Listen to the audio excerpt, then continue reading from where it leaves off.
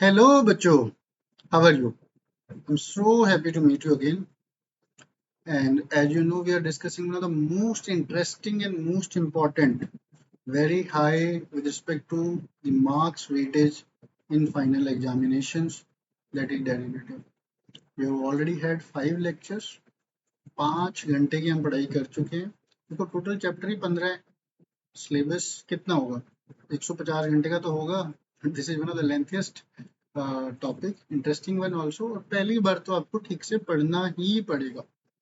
तो 5 हम सेशन लगा चुके हैं. This is the 6th session and fortunately unfortunately this is going to be a difficult session. इतना आसान नहीं है ये वाला सेशन, इतना आसान नहीं है. ओके, चलिए जो है वो है, अब करना है तो करना है. बिफोर इस सेशन में हम क्या डिस्कस करने जा रहे हैं? We are going to discuss the pricing formulas for option, that is binomial method and Black सूज मेथड. तीसरा भी है risk neutral method. What I will do, इसमें मैं आपको फॉर्मूलाज का कंसेप्ट बताऊंगा, एक छोटा सा प्रैक्टिकल भी साथ में करेंगे, but I will not go deep into it, क्योंकि पहली बार में अगर मैं डीप जाने की कोशिश करूंगा आपको नहीं समझ में आएगा. मुझे खुद कंसेप्ट और इतनी सारी चीज़ों को काफ़ी रिवाइज करना पड़ा बिफोर कमिंग टू यू. मैंने साथ में ही इंटरनेट पे विकीपीडिया से भी ब्लैक सो और बाइनोमियल खोले हुए हैं. They are very very lengthy models. मतलब इतना कुछ मुश्किल भी नहीं है, इतना आसान भी नहीं है. तो इसको 2 पार्ट में करेंगे. अभी आप एक बार बेसिक डायरेक्शनली कहना क्या चाहता है, एक्चुअली फॉर्मूला डिराइव कैसे हो रहा है वो देखते हैं, and then will do it in detail. So before, because you are my favorite students, CACMA final, I don't want to directly hit you with the binomial method. मैं एक बार आपको छोटा सा for 2 minutes I want to revise you the option. ये option चलता कैसे है, ठीक है? उसमें मैं क्या रिवाइज कराने जा रहा हूँ आपका. थोड़ी सी हमारी स्क्रीन हिल गई, but that's okay, will be able to manage. Pay off for a put buyer. Put buyer, you are a buyer of a put. Put का मतलब क्या होता है? Put away, cell. सेल करने का राइट आपने बाय कर रखा है, राइट टू सेल. तो अगर आप बायर हो तो आपने प्रीमियम पे किया होगा, ठीक है? एग्जांपल क्या है? Mister X, you are mister X, put an option at a strike price of 40 in exchange of 5 rupees premium. 5 रुपए का प्रीमियम देके आपने पुट ऑप्शन ले लिया है. स्ट्राइक प्राइस 40 है, x strike price 40 of any share, जो भी कोई शेयर मान लो, शेयर या जो भी अंडरलाइंग एसेट है. क्लियर हो गया? In case the actual price of stock at any time of the strike price is less than 40, Mr. X would exercise his option. His gain would be spot price minus exercise price minus premium. देखो, जब भी 40 से नीचे जाएगा, 40 से नीचे जाएगा तभी आपको फायदा होगा, क्योंकि you have a right to sell at 40.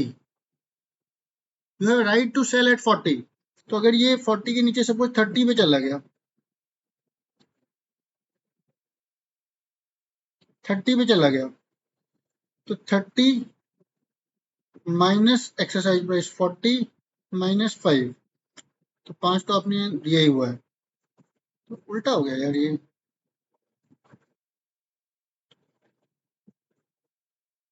Minus minus 30, तो ये मतलब फॉर्मूला बन नहीं रहा. बट अगर इसको सपोज 30 पे चला गया तो 5 रुपए का आपने प्रीमियम दिया था, आप 40 पे बेचोगे, 40 पे आप बेचोगे, 5 का तो आपने प्रीमियम ही दिया था, तो बचा 35. उस समय 30 का प्राइस चल रहा है, ठीक है? तो आपको 5 रुपए का फायदा हो गया, ठीक है? 5 का फायदा होगा. अगर ये 20 का हो गया होता तो आपको 15 का फायदा हो गया होता. यहाँ पे मुझे थोड़ा सा इसमें गड़बड़ लग रहा है. स्पॉट प्राइस थी ना, मतलब है तो चीज वही, बट ये माइनस में आ रहा है. 30 माइनस 40 माइनस 5 माइनस 15 आ गया, but 15 represents profit for you, ठीक है? इसको थोड़ा यहाँ पे एग्जांपल से देख लेते हैं. Even price will be 35, mister x would not exercise the option for any price above 40. देखो यार, कोई चीज अगर नॉट एक्सरसाइज, आपने क्या खरीदा है? Right to sell. You have bought a right to sell at 40। अब अगर मार्केट में 50 का बिक रहा है तो आप ये क्यों एक्सरसाइज करोगे? अब तो मार्केट में जाके बेचोगे ना 50। हाँ, बट अगर ये 40 से नीचे बिक रहा है, सिर्फ 20 का बिक रहा है, then only you will exercise the option. Any price जो भी नीचे की तरफ जाता जाएगा उतना आपका प्रॉफिट होगा। 40 से ऊपर अगर चला गया तो फिर आपका उस ऑप्शन पर कोई फायदा नहीं, आपका ऑप्शन इज यूजलेस। बट हाँ, क्योंकि आपको राइट टू सेल करना है तो आप मार्केट से कमाओगे, ऑप्शन से नहीं कमाओगे। ऑप्शन से तो आप तभी कमा सकते हो जब आपका प्राइस 40 के नीचे जाता रहेगा। जितना नीचे गया, मैं देखो ये आ गया, सपोज ये 10 था, 10 पे आ गया प्राइस, भाई 10 पे किसी और के लिए आया, आप तो 40 पे ही बेचोगे। 40 पे आपने बेचा, अगर आपने बेच के दोबारा खरीदना मार्केट से 10 में, आपने दोबारा खरीद लिया, 5 रुपए आपने प्रीमियम पे किया था, तो आपको 25 रुपए का फायदा हो गया। ऑप्शन की प्राइस गए डेल्टा में चलती है, डेल्टा के हिसाब से चलती है। ऑप्शन प्राइस ही तो हम डिस्कस कर रहे हैं कि ये जो 5 का प्रीमियम था इसका प्राइस कैसे निकलना है। चलो guys, now let's straight away quickly go to the option pricing. Option price करने के 3 मेथड दिए हुए हैं अपने सिलेबस में, एंड लार्जली आई थिंक ये 3 ही होते हैं। 3 में क्या, 2 ही, प्राइमरली तो 2 ही हैं, बट 3 है। पहला है बाइनोमियल मेथड, दूसरा है आपका, दूसरा ही बोल देता हूँ, ब्लैक रूल, और तीसरा है आपका रिस्क न्यूट्रल मेथड, कि जो भी ऑप्शन प्राइस है दोनों का रिस्क बराबर होना चाहिए। बुक में ये सेकंड नंबर पे आएगा, ये थर्ड पे आएगा, बट एनी। तो बाइनोमियल मेथड क्या कहता है? काफी देर से हम इसको वेट कर रहे हैं कि कुछ तो आए इसमें, कहीं ना कहीं कुछ तो निकले, तो वो अभी हम इसको देखते हैं। Binomial method breaks down the time of expiration into potentially a very large number of time interval or steps. So like suppose आपका 6 महीने का एक्सपायरेशन है, तो इसने उसको 2-3 पार्ट में तोड़ दिया। 2 महीने में क्या होगा शेयर का, ऊपर भी जा सकता है नीचे भी जा सकता है। 4 में क्या होगा, 6 में क्या होगा। This requires use of probability and the future discrete projection. Future की प्रोजेक्शन चाहिए होंगी, क्योंकि आप कैश फ्लो को डिस्काउंट करोगे, डिस्काउंट तो नहीं करोगे, but in a way through which a tree of stock prices is initially produced, working forward from the present to expiration। तो मैंने आपको बताया, तो अभी स्पॉट से आप आगे का ट्री बनाते रहोगे। ट्री का मतलब कितना बड़ा कितना बड़ा, किसे कितना गिरा। To facilitate understanding as well as restrict ourselves to European option. European का मतलब एक्सपायरी पे, having a 1 year time barring process where end of the year there will only be 2 possible values for a common stock। देखो, 1 साल के बाद, क्योंकि अभी मैं अमेरिकन की बात नहीं कर रहा हूँ, बीच में कभी भी एक्सपायर हो जाता है। एक्सपायर का मतलब कभी भी ट्रिगर हो जाता है, एक्सरसाइज हो जाता है। यूरोपियन मेच्योरिटी पे होता है, तो मेच्योरिटी पे 2 ही चीजें हो सकती हैं, वो तो 3 भी सकती हैं। तो 3 चीजें हो सकती हैं। चलो, एक कि जो आपने बोला था प्राइस मूवमेंट ही नहीं हुआ, तो 1 मिनट के लिए इसको छोड़ देते हैं। तो 2 बैलेंस चीजें कौन सी बची? या तो प्राइस बढ़ेगा और या तो प्राइस गिरेगा, गिरा हुआ होगा, जो भी आपका स्ट्राइक प्राइस है। One is higher and other is lower than the current value. Are you getting my point? अभी हम आपको assumptions एक्सप्लेन कर रहे हैं बाइनोमियल मेथड की।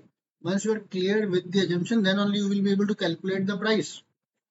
In such a situation, the hedge position can be established by using the stock and by buying the stock and writing the option।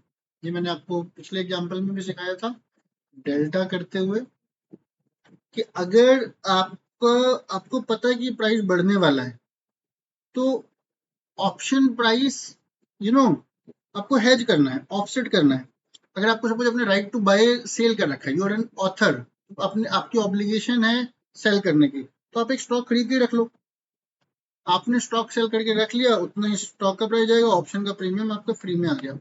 तो आप बोलोगे सर फिर मेरा फायदा क्या हुआ? फायदा ये हुआ कि आपने जब स्टॉक पे जो ऑप्शन में प्रीमियम कमाया, दैट इज नथिंग बट जो इसका कैरिंग कॉस्ट था। आपने एक स्टॉक ले लिया, आपने उस स्टॉक के ऊपर एक कॉल ऑप्शन बेचा हुआ है, it means you have an obligation to buy, right? You want to protect your position, then what you call it, you buy the stock also. जो अगर आपको लॉस, जितना लॉस होगा उतना आपको स्टॉक में गेन हो जाएगा। The pricing of option would be such that the return equal to the risk free rate of return. This is broadly the assumption also, क्योंकि अगर आपको पता है कि अभी सपोज 40 का चल रहा है, बाद में शेयर 60 का होगा, तो वो सारे जो कैश फ्लो को डिस्काउंट करके ही आपका प्राइस निकल आएगा किसका, ऑप्शन। थोड़ा तेज हो गया। कैश फ्लो आपको एज्यूम करना पड़ेगा present to expiration, discrete position through which is stock price. Stock price ही करना पड़ेगा, कैश फ्लो का मतलब स्टॉक प्राइस आपको एज्यूम करना पड़ेगा। उस स्टॉक प्राइस के बेसिस पे उसका आपको टाइम वैल्यू ऑफ मनी निकाल के निकालना पड़ेगा option price. The above mention in example of binomial ratio where the number of, ठीक है, तो इसको वापस आ जाते हैं इस पे। Where an early exercise point is found, it is assumed that the option holder would elect to exercise and the option price can be adjusted to equal the intrinsic value. तो हम assume कर रहे हैं कि जहां पर उसको जिस दिन उसको एक्सरसाइज करने का ऑप्शन मिला उसी दिन वो price, what do you call it, exercise हो जाएगा। और वहीं पर हम क्या कहते हैं, उसी के बेसिस पर हमारा जो बाइनोमियल ट्री है दैट विल गेट एडजस्टेड।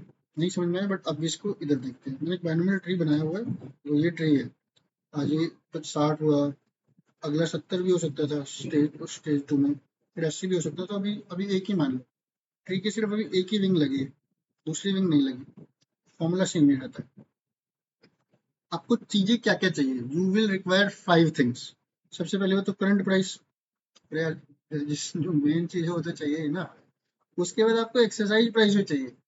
जब तक आप मुझे बताओगे नहीं कि भैया आपको किस प्राइस का ऑप्शन प्राइस करना है, तो फिर वो ऑप्शन प्राइस कैसे होगा। Set of expected future spot price minus one अब, तो आपको दो सेट चाहिए। एक्सपेक्टेड फ्यूचर प्राइस में आपको क्या चाहिए, एक अबव चाहिए आपको और एक आपको बिलो चाहिए, ठीक है। Just give me a second.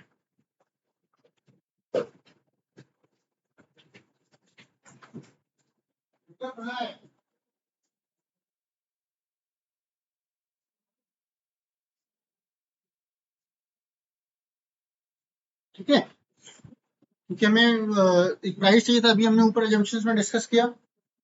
फिर आपको रिस्क फ्री रिटर्न चाहिए। रिस्क फ्री रिटर्न क्यों चाहिए सर, अभी हर जगह ही चाहिए हो गया आपको, ये पूरे फाइनेंशियल मैनेजमेंट में चाहिए होगी। अगर नहीं दी होगी तो आपको गैस करनी पड़ेगी।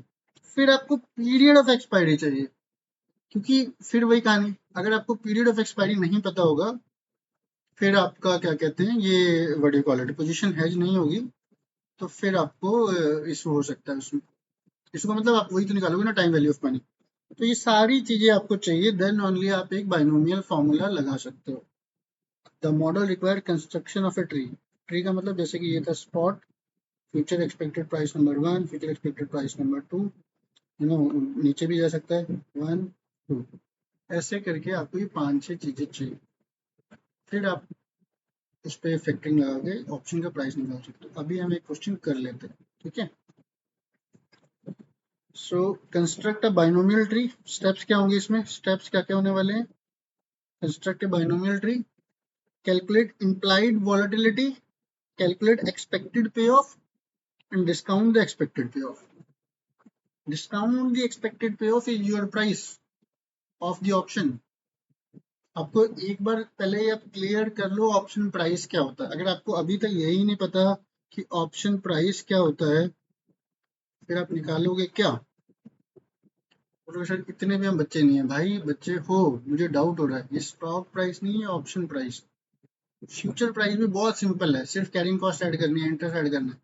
ये थ्योरेटिकल सेंस में प्रेजेंट वैल्यू ऑफ डेल्टा है, ठीक है। अभी आपको यहाँ पे क्लियर भी होने वाला है अभी। सो इम्प्लाइड वोलेटिलिटी वगैरह भी निकालेंगे इसमें सारी चीजें, थोड़ा सा जल्दी जल्दी करते हैं क्योंकि हमें इस पे वापस आना ही आना है। सो stock is currently trading at 50। अभी प्राइस कितना चल रहा है, 50 का। It can either go up by 20% और it can go down, up और डाउन दोनों है, जा सकता है for a period of 3 months. If the risk free rate is 8% per annum compounded continuously, calculate the value of call and put option with a strike price of 50। देखो एक stock अभी 50 का चल रहा है, अभी स्टॉक 50 का ही चल रहा है। ओहो, तो और भी इंटरेस्टिंग क्वेश्चन आ गया, इतना इंटरेस्टिंग क्वेश्चन नहीं मिल सकता कभी भी। थोड़ा सा डिफिकल्ट भी हो गया उससे। स्टॉक अभी 50 का चल रहा है, why I am saying interesting and difficult, 3 महीने बाद भी मुझे 50 का ही बेचना है ठीक है, अभी 50 का चल रहा है, 3 महीने बाद भी मुझे 50 का बेचना है, यू नो। स्ट्राइक प्राइस भी मेरा 50 है, एक्सरसाइज 50 है, करंट प्राइस स्पॉट प्राइस भी 50 है। स्पॉट प्राइस 20% ऊपर नीचे जा सकता है, मतलब एजम्पशन है, 20% ऊपर जाएगा तो 60 का हो जाएगा, 20% नीचे जाएगा तो 40 का हो जाएगा। एक्सरसाइज तो 50 दिया ही हुआ है, ये तो देना ही पड़ेगा ना। This you can not gas, you can gas, you can gas anything, but ये मार्केट में बिक्री होगी, आपको 50 रुपए का ऑप्शन बिक रहा होगा, 60 का बिक रहा होगा, 70 का बिक रहा होगा, 40 का बिक रहा होगा। यही तो फ्यूचर की बात है, किसी इसके ऊपर सट्टा लग रहा है, इसके ऊपर बैटिंग हो रही है। तो अगर स्पॉट प्राइस उस समय at the time of exercise after 3 months 60 का हुआ तो एक्सरसाइज प्राइस 50 का है, लॉन्ग कॉल वाले को, पे ऑफ वाले को 10 रुपए का फायदा हो गया जिसने रखा हुआ था, क्योंकि आप तो 50 पे बाई कर लोगे ना, you have a right to buy at 50 and the spot price at that day is 60, you gain 10 rupees. And अगर आपने पुट कर रखा है कि राइट टू सेल एट 50 और प्राइस 40 हो गया, फिर आपको फायदा हो जाएगा। दूसरे केस में ऑप्शन में आपको पता है लॉस तो जीरो ही होता है, या तो अपने ऑप्शन बाय कर रखा होगा right to buy, right to buy का फायदा तब होगा अगर प्राइस 60 है, अगर राइट टू सेल है, सेल राइट, तो फिर अगर 40 होगा तब आपको फायदा है 10 रुपए का, ठीक है। हाँ तो क्वेश्चन ठीक हो गया, क्योंकि स्पॉट से इतना ज्यादा कुछ लेना देना नहीं है, आपको स्पॉट प्राइस और एक्सरसाइज प्राइस से लेना देना है, ठीक है। अब लॉस जनरली ऑप्शंस में जीरो ही होता है, क्योंकि इधर यू विल एक्सरसाइज और यू विल नॉट एक्सरसाइज। इस केस में इस ऑप्शन का कि भाई 60 रुपए का जो चल रहा है उसका क्या प्राइस होना चाहिए, फिर 40 का चल रहा है उसका क्या प्राइस होना चाहिए टूडे, आज 3 महीने के बाद का। 3 महीने बाद में क्यों बोल रहा हूँ, क्योंकि ये क्वेश्चन में लिखा हुआ है 3 मंथ्स दिया होगा, क्योंकि आपको इंटरेस्ट फैक्टर उसमें बिल्ट इन करना है। रेट 8%, मार्केट की रेट भी आपको पता करना पड़ेगा, तभी तो आप निकालोगे। जैसे रिस्क फ्री से नहीं चलना चाहिए आइडली, आइडली तो रिस्क फ्री से चलेगा, डिस्काउंट लगा दिया आपने, मार्केट रेट से होना चाहिए था आइडली। तो हुआ क्या, आपने आपको प्रोबेबिलिटी निकालनी है बच्चों। देखो मैंने आपको स्टार्टिंग में बताया था, मैं एक बार में ये फॉर्मूला नहीं बताऊंगा आपको, क्योंकि एक बार में बता के थोड़ा सा आपको कंसेप्ट क्लियर नहीं होंगे, मैं इसको 2 बार में बताऊंगा। अभी मैं क्या बताने जा रहा हूँ आपको, चाहे ये वाला फॉर्मूला हो या ये वाला फॉर्मूला हो, इस 10 रुपए के गेन होने की या इस 10 रुपए के गेन होने की आपको प्रोबेबिलिटी निकालनी पड़ेगी। You will have to calculate P, you will have to calculate the probability, implied volatility कह लो या प्रोबेबिलिटी कह लो।